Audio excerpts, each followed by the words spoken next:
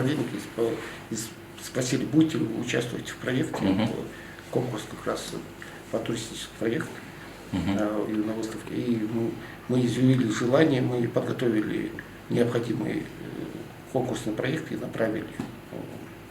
Он в виде проекта или в виде какой-то выставочки? Выставка была. Я 2 раза выезжал в Москву и выступал. Там Дни Ингушетской Республики были, тот день выступал, и после этого, чтобы защитить проект, наш проект выиграл 1-е место по России. Первое место? Да, 1-е место. Ну, очень приятно, молодцы, очень хорошо. Давайте вот так. Вот так вот.